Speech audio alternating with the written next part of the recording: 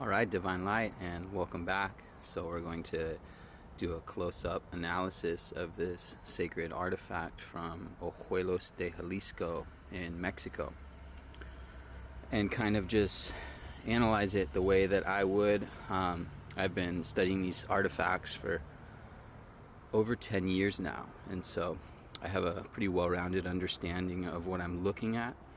But at first glimpse, everyone constantly wants to dismiss these artifacts and say that they're a hoax and they're just being created as tourist attractions in this small town in the middle of nowhere.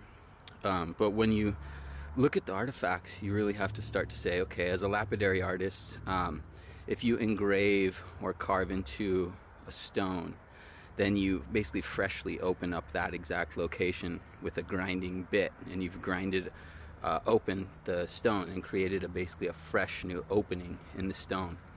Now that opening will be fresh until it has been covered with layers of time, patina, or if you do an extreme polish on it and use a cerium oxide, then you'll basically create a vitrification of the outer layer and almost create like a skin around the crystal when you complete the polish.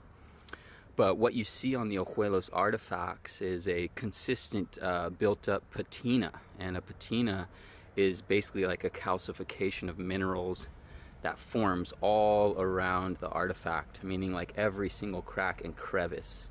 And so if this was a recent piece, then you would not see patina formed throughout all these engravings, right? All that would be fresh up in there. You'd see fresh markings where the tool opened up the stone itself and left basically access to the inner crystal or the inner structure of the material.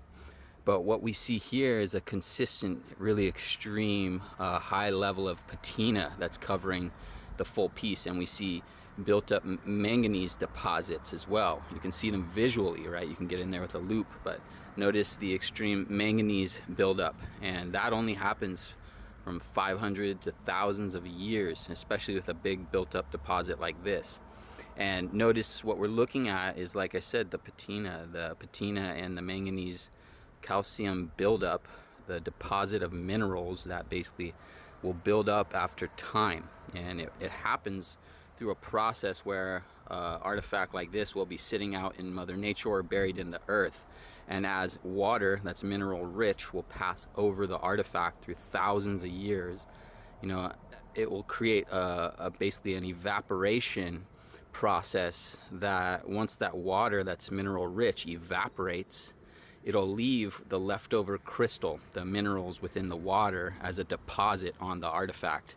And so what you're seeing here is thousands of years of this calcium evaporation process where the calcification, meaning the recrystallization of all of those minerals, have now formed as a deposit on the outside of this artifact. And you can see, that's why I'm going through this, analyzing every little spot, because if this was a faked hoax, then you'd see all kinds of little areas where that patina was scraped away. Because if this was carved, a year ago, 5 years ago, 10 years ago, you'd see an opening within that crystal, and you would not see a patina that could form into the engravings themselves. Now, this piece is unbelievable when you really analyze how much information is encoded within this, but this is a sacred hieroglyphic light language, right? Each one of these sacred sigils can be a full activation. And we actually see in the mouth of the serpent right here, there's the life, the depiction of a face.